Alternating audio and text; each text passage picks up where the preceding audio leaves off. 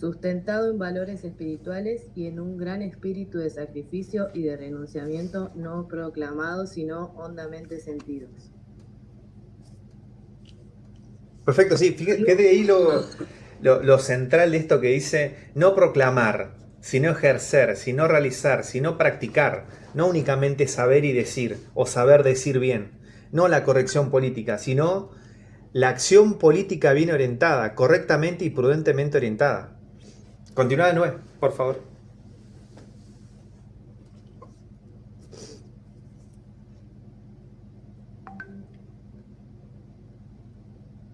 ¿Se cayó? ¿Se salió? ¿Qué pasó?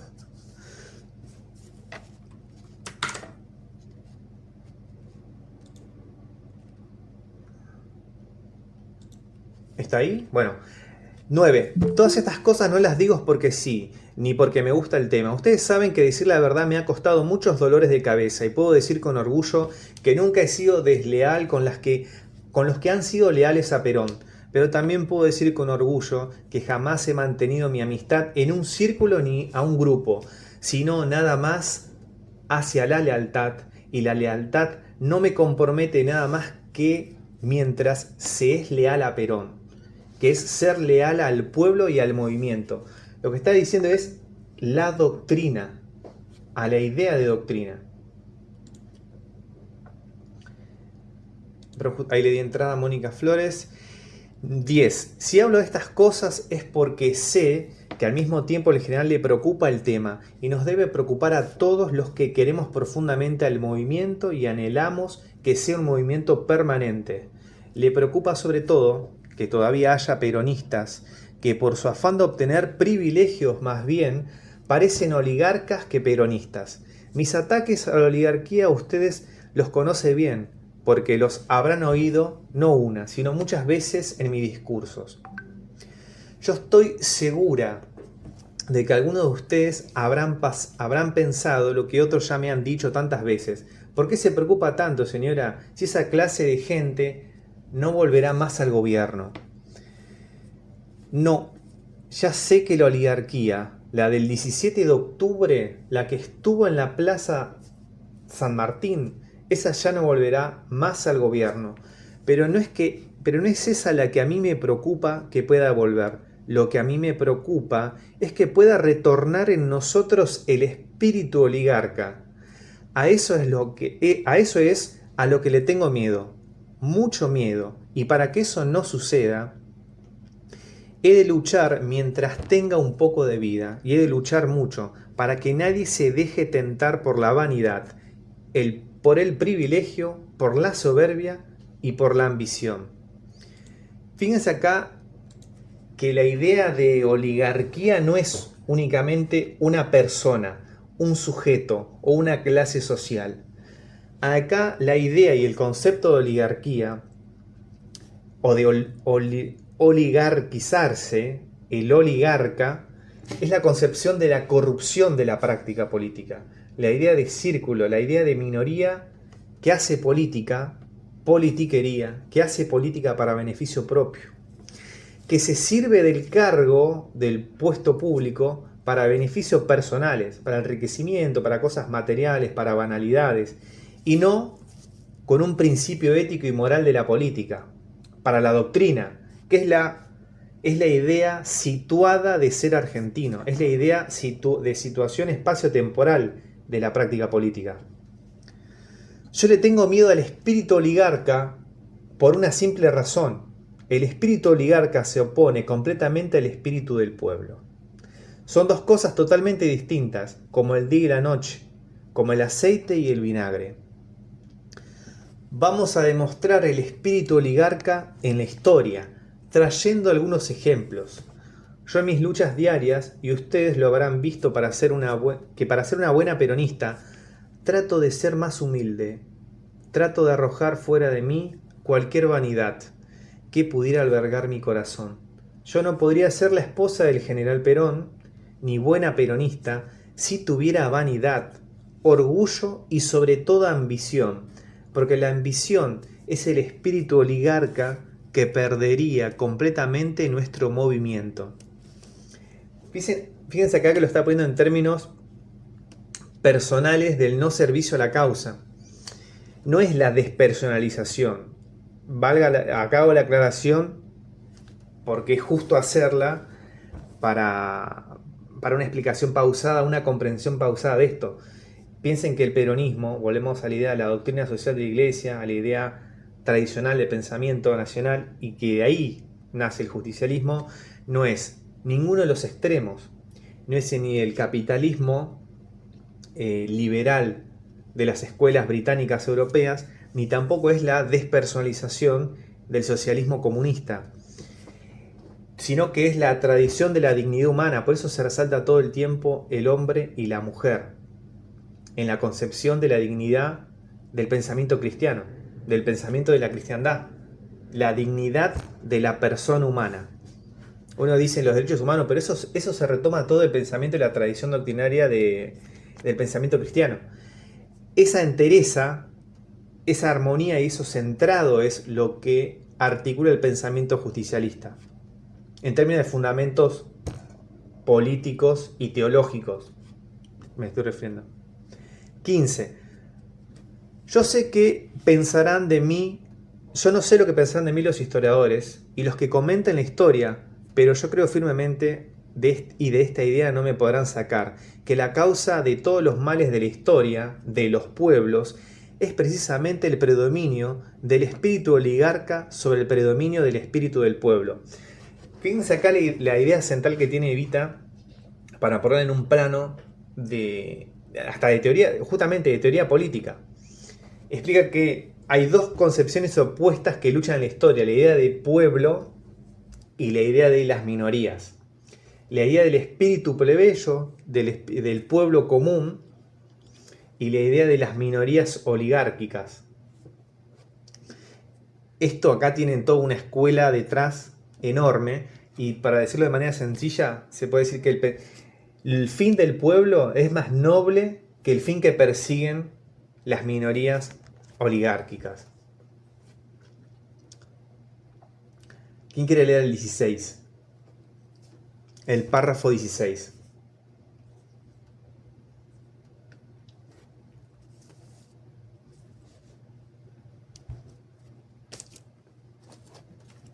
Yo leo.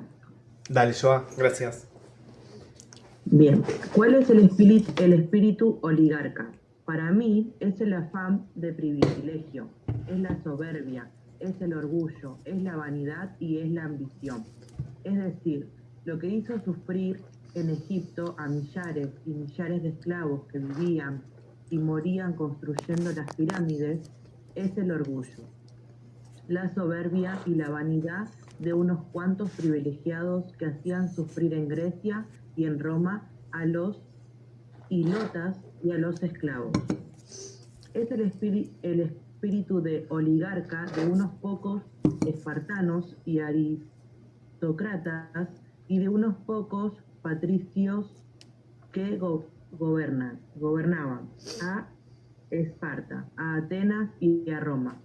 El sufrimiento de millones y millones de hindúes se debió al orgullo de las sectas dominantes. El dolor de la Edad Media se debía a la soberbia de los señores feudales, de los reyes y de los emperadores ambiciosos, que solo pensaban en dominar a sus iguales. El sufrimiento que provocó la rebeldía del pueblo francés en 1789, la Revolución Francesa, tiene su causa en los privilegios de la nobleza y del alto clero. La Rusia de los zares, que hizo nacer en el mundo la Revolución Comunista, es otra expresión más de los sufrimientos que ha provocado el espíritu oligarca: la vanidad, la ambición, el egoísmo y el orgullo de unos pocos aplastando a las masas. Bien, fíjate que lo que hizo fue lo que estaba comentando ella, la historia del peronismo en la historia de los pueblos, y tomar las ideas centrales de la lucha constante en base a una degeneración, a una perversión, a un vicio y a las virtudes. Y las va a encontrar en el pueblo, tiene mayores virtudes que la perversión de las minorías y la lucha constante en la historia de las minorías de las minorías contra opresoras contra una mayoría. Después podemos decir, claro, el gran mal es cuando todo se pervierte. Se pervierten los muchos y la minoría, cuando se corrompe todas las escalas sociales. Vamos a seguir ondando esto porque esto es para ver e interpretar el pensamiento. O de otra forma, ¿cómo resolver esto de manera argentina? Ese es el punto. Esto no es un engreimiento, sino que es justamente respondernos de manera humilde cómo resolver nuestros propios problemas. Esa es la idea de no copiar, sino ofrecer una respuesta creativa desde nosotros mismos. Esa es la idea central. El peronismo que nace el 17 de octubre es la primera victoria real del espíritu del pueblo sobre la oligarquía. La Revolución Francesa, tal como la historia lo atestigua, y yo trato de profundizarla y de leer mucho de lo que se ha escrito, no fue realizada por el pueblo, sino por la burguesía. Esto no lo recordamos frecuentemente, muy frecuentemente. La burguesía explotó, que es como clase social, ¿no? La burguesía explotó el desquicio real en ese pueblo hambriento, desposeído, y por eso que preferimos recordar de la Revolución Francesa 3 palabras de su lema: libertad, igualdad y fraternidad. 3 hermosas palabras de los intelectualoides franceses que decían cosas muy hermosas, pero que realizaban muy poco. Y es por eso que nos olvidamos de algo extraordinario. Nos olvidamos que la Constitución de 1789 prohibía la agremiación. ¿Puede una revolución ser del pueblo cuando dicta una constitución prohibiendo la agremiación? El pueblo siguió a la burguesía, pero ésta no respondió honrada y lealmente a ese pueblo, que se jugó la vida en la calle. La Revolución Francesa quiso suprimir, y lo consiguió hasta con la guillotina, al privilegio aristocrático, pero trajo al mundo el concepto de la libertad individual absoluta, creando con ese concepto otros privilegios, como el de la riqueza, que condujo luego rápidamente al capitalismo.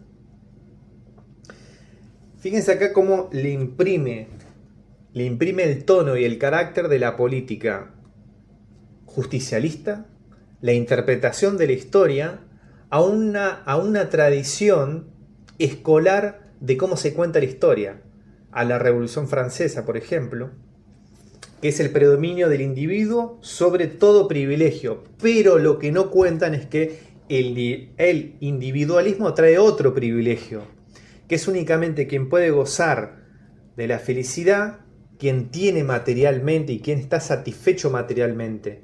Y de esta manera se olvida hipócritamente de los que no pueden realizarse en comunidad. Esa es la respuesta que da el justicialismo, el peronismo, el movimiento, la doctrina social, la doctrina del pensamiento justicialista. Equilibrar en su tiempo y armoniosamente ambos lugares, el lugar del individuo y el lugar de la comunidad, sin extremos. Ese es el planteamiento doctrinario. ¿Alguien quería decir algo?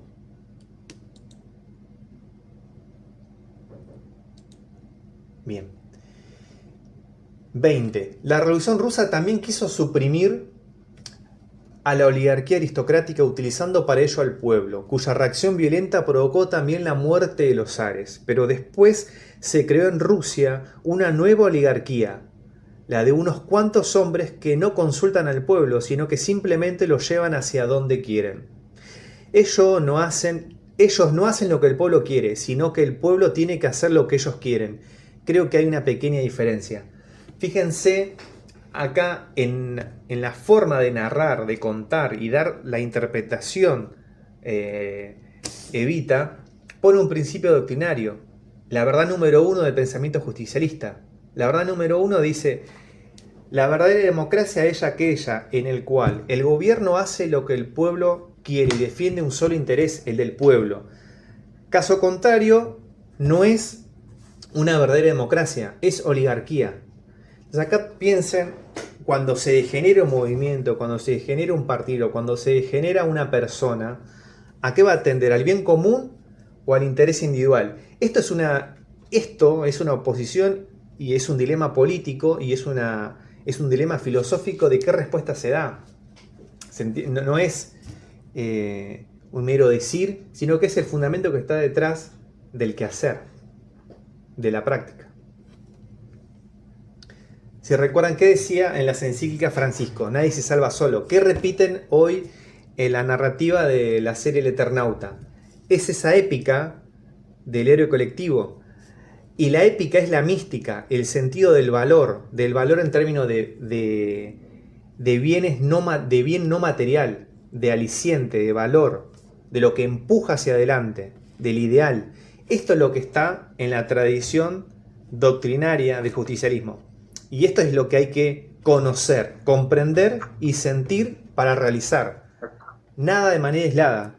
No solamente conocer por conocer, decir, mira, yo me sé tanto. Sino es comprender para sentir, o en sus diferentes modos. Uno lo siente, lo comprende y lo conoce. Independientemente en qué eslabón se engancha, es la articulación de ese conjunto. En términos de formación y de compartir. 27. Tan oligárquico es el sistema feudal como el absolutismo de los reyes, como es el sistema de casta que imperó en nuestro país.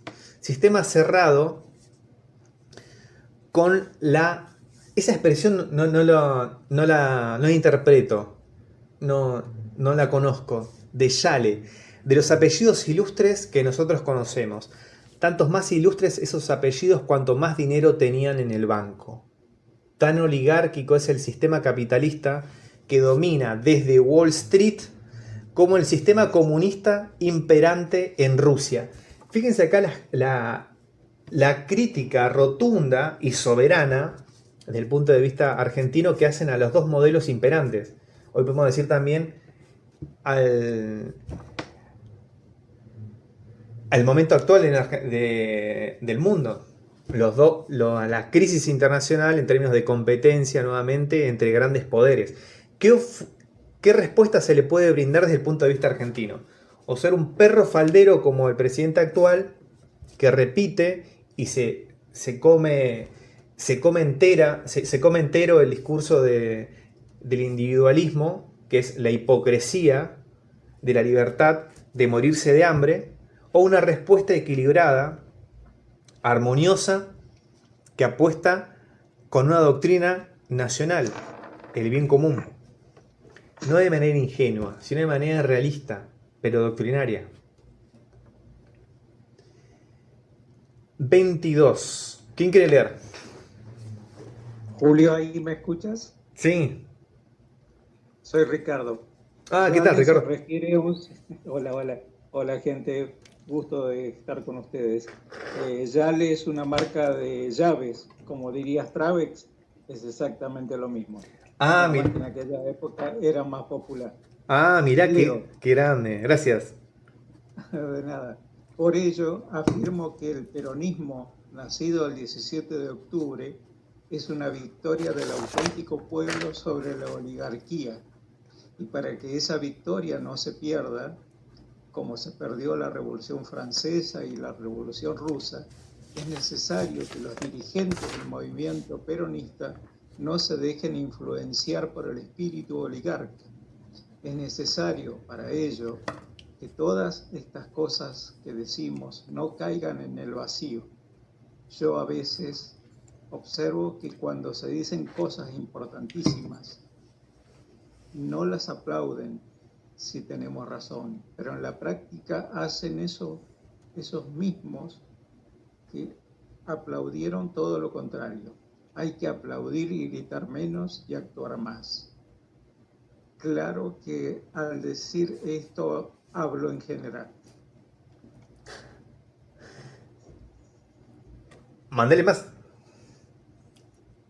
Nuestro movimiento es muy serio porque tenemos un hombre, el general Perón, que está quemando su vida por legarnos consolidada su doctrina y por entregarnos y depositar en nuestras manos la bandera justicialista y una patria socialmente justa, económicamente libre y políticamente soberana. Eso era para nosotros un sueño. Era un sueño para los argentinos pensar que algún día en nuestro país un hombre con sentido patriótico, un hombre extraordinario y sobre todo con una gran valentía pudiera enunciarlo y realizarlo. Si subís un poquito, sigo. Vale, ahí.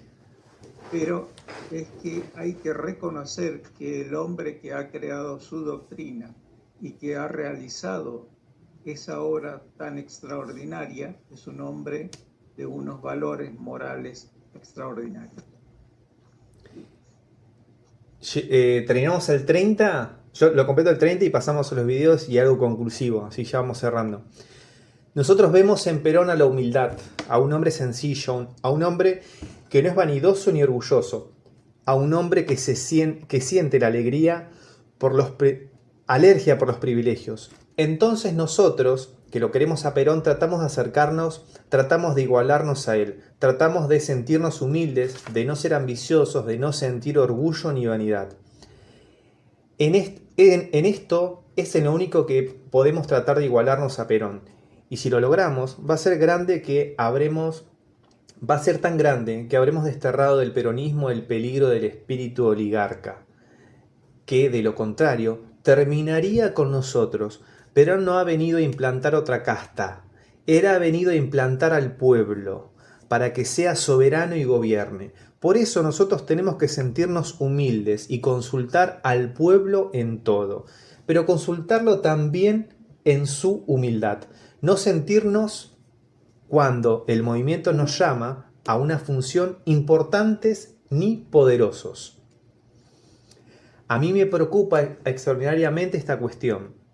He tenido una gran desilusión con gente a la que aprecio, cuando la he visto envanecerse como pavos reales, cuando las he visto sentirse importantes.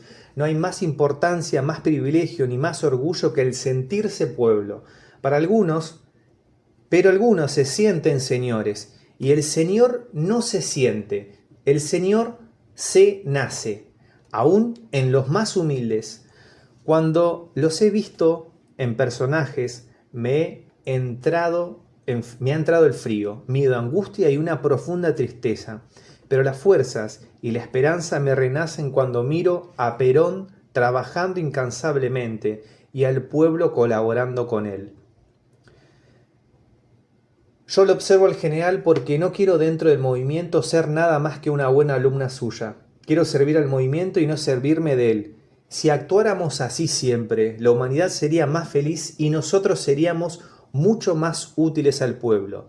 El general Perón es humilde a pesar de todo su poder, y no digo poder por ser el presidente de la República, sino por su poder espiritual, porque él es mucho más poderoso que por sus títulos, sus galones, sus derechos, porque reina sobre el corazón de millones de argentinos.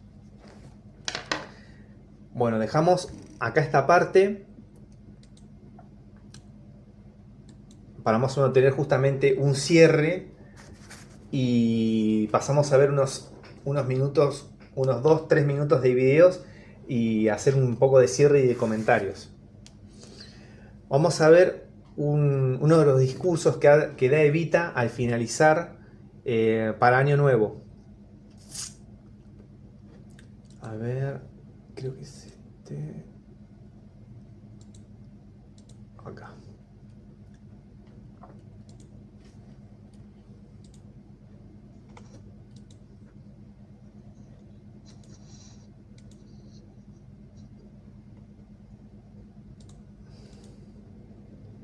Acá. Díganme si escuchan ustedes el audio. Ahí va. La piedad cristiana nos ha hecho pensar en nuestros hermanos del mundo. Y la Argentina tiene sus surcos y sus rodeos para ellos, restañando heridas y devolviendo al mundo aquella muestra palpable de la bondad de la vida que nosotros tenemos para todas las caras. La sonrisa, como lo pidió nuestro líder, como lo desea Jesús, como lo solicitamos humildemente al Altísimo en esta noche buena. Más que nunca, queremos que las generaciones argentinas aprendan You are muted because a lot of people are on this call. para devolver a otros pueblos y a otras tierras la sonrisa, para hacer de esta felicidad nuestra la felicidad viva de otros seres humanos. Es nuestra rogativa de Navidad que quiero compartir con vosotros. Allí donde estéis, estanizados en mi país, allí donde comáis esta noche el pan dulce augural y la sidra espumosa de la celebración popular por excelencia, allí donde brindáis por los vuestros y por los ajenos a vosotros, aquí quiero estar para recordaros que vivimos y luchamos por un gran país, que nuestro orgullo de triunfadores de la injusticia entre clases es la mejor prueba de que estamos en el camino de Dios, que nuestra satisfacción generosa de este instante, florecido y aromado por la sonrisa de los niños, es el mejor galardón de esta batalla anual por el sostenimiento de nuestras conquistas vitales, humanísimas, casi íntima en cada ser que lucha, piensa y sueña cada día en un más alto escalón de la condición humana. Nuestra victoria es la más maravillosa de las victorias. Es la victoria del hombre. Es la victoria de la esencia misma de Jesús. El hombre. Supimos que el hombre no es un mecanismo de relojería, ni una maquinaria sometida a prueba de eficiencia y a cuadro de desgaste. Supimos que el hombre es ante todo un pobre corazón lleno de amor y rebosante de pasión por la vida. Supimos que el hombre es en primer término ansiedad, miedo, esperanza y voluntad. Desterramos de los argentinos el miedo que envilece a los pueblos y la ansiedad diaria de los históricos que condiciona y abruma la formación de la familia y del patria. Con eso volvió a los argentinos el fervor por su voluntad de trabajo al devolverles la justicia. Y al fin hemos hecho que las excelencias del argentino sea la esperanza y anhelación en su pueblo, la más maravillosa de las resurrecciones. Eso es, mi querido descamisado, lo que hemos hecho y seguiremos haciendo por el triunfo del corazón del hombre. Es acercar el amor y el gozo del pan a nuestros niños, que desde la fiaca a la vida de los estados se viva cada jornada con mayor fervor por la vida, que sea la sonrisa, la amplia sonrisa de la paz y de la justicia, la contraseña de los argentinos y de los niños. En esta noche pacífica, llena de luz, cuando las estrellas parecen más cercanas a la tierra y la convocatoria evangélica de las campanas nos pone la suave invitación de la visita de Cristo, es cuando descansados de mi jornada diaria, pienso en vuestros hijitos redimidos de la inquietud del futuro, pienso en vuestras mujeres, para quienes la vida es ante todo la divisa de un hogar con problemas inmediatos. Pienso en vuestros enfermos, en vuestras allegadas, en toda esa serie de pequeñas cosas y enterrizas que tiene la Nochebuena del pueblo.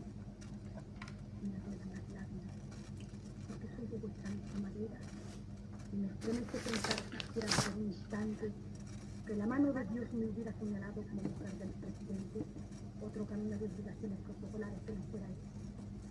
El más blanco, el más grande, el más maravilloso de todos. El estar latiendo y vibrando junto a vosotros, el estar con mi pueblo, por mi pueblo y para mi pueblo.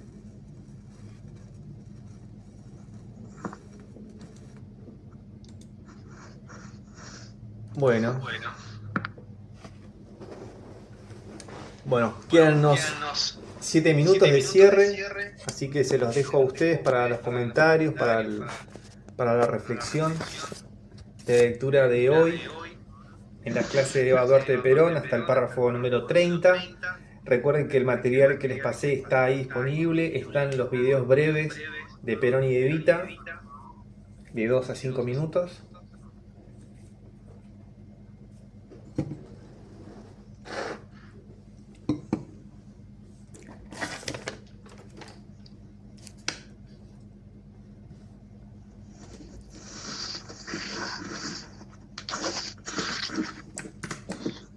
Julio, compañeros, escuchando especialmente esta última parte,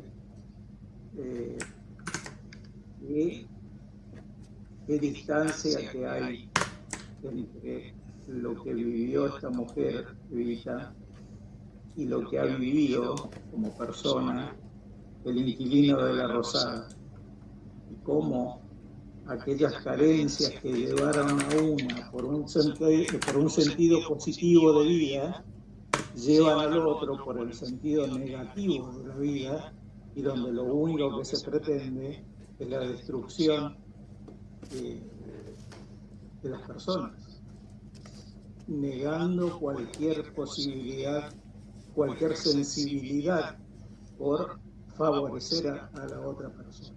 Creo que es eso con lo que me quedo después de estas lecturas y después de este video. Muy bueno, Ricardo, muy bueno. Tal cual esto de las distancias, ¿no? Para situarnos, si esto bien no tiene que ser copiar, sino actualizar. Y para ordenar esto, que estamos viendo algo de 70 años, ¿no? De distancia, en las clases del año 51. Y lo que se actualiza acá son las formas de ejecutar y realizar en base a un pensamiento y a principios ordenadores, que es lo permanente. Y hay una cosa que Perón mencionaba, decía que las doctrinas se combaten con otra doctrina. Después uno busca la forma, pero una doctrina se combate con una doctrina mejor. Y la prueba de fuego de si el justicialismo es mejor que las anteriores es justamente en el plano de las ideas y las realizaciones. No está desconectado, es materia y espíritu, no es una mera idea, qué mejor idea, sino es esa concepción. ¿Es mejor en la realidad? Su realidad ¿hace feliz al pueblo o desgraciado? Esa es la síntesis, ¿no?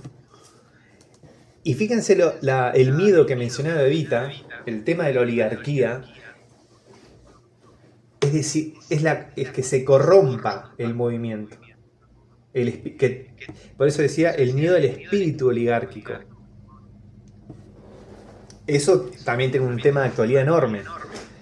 Los dirigentes que se sirven del cargo para ellos mismos y no para el pueblo.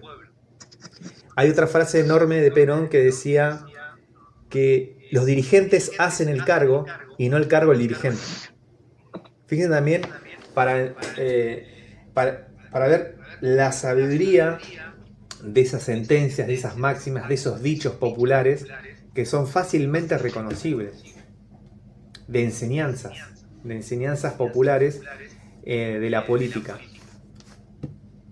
de sentido justicialista, ¿no? Esto es la idea de maestro y de arte de la política, y de conducir y de regir en los corazones. Esa parte es brillante. En base a una doctrina, no el beneficio privado, sino a una doctrina común, a la idea de bien común.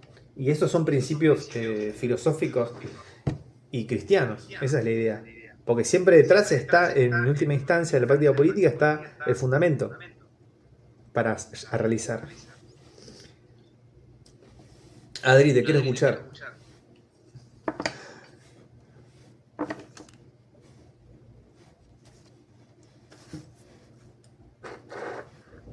Hola, ¿me escuchás? Te escuchamos, sí.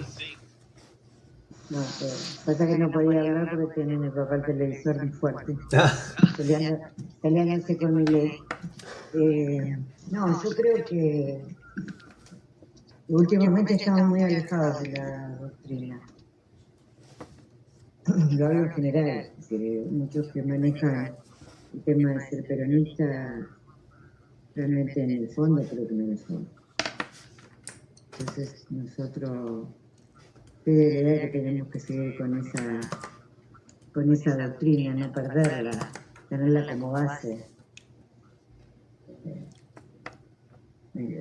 Ustedes escuchaban las palabras de ella, que ella todo el tiempo está hablando de lo que se pelea, lo que hicieron, con lo que sus descamisados pudieron conseguir. Entonces, tratar de seguir teniendo lo que teníamos, por lo menos lo que teníamos, no perderlo. Por eso, tal cual, ¿no? Dice, la idea es permanentes. Lo que permanece siempre es la doctrina, la organización. Las personas las personas somos los que pasamos, bien o mal. Las buenas personas y las malas son los que se pervierten. Y la idea de restaurar, la idea de pasar esta posta, estas ideas, estas realizaciones de esta organización, la institucionalización de la doctrina, que son partes inseparables. La organización, la concepción y la acción. Exactamente. Conocer, comprender y sentir. Nada, no existe lo uno sin lo otro. No, vos podés hacer muchos discursos, pero que vos lo sientas y lo vivas, hay una diferencia abismal. Qué sencillo que es tremendo. Es sencillo, original y argentino. Eso es lo que tenemos que tener en claro. Y generoso. Y generoso. Esa es una idea central. Empático. Bueno, llegando a la hora, les agradezco haber estado y un abrazo enorme. Se cuidan, que tengan un buen fin de semana. Gracias por estar. Nos estamos viendo. Saludos, chao, chao. Se cuidan. Chao.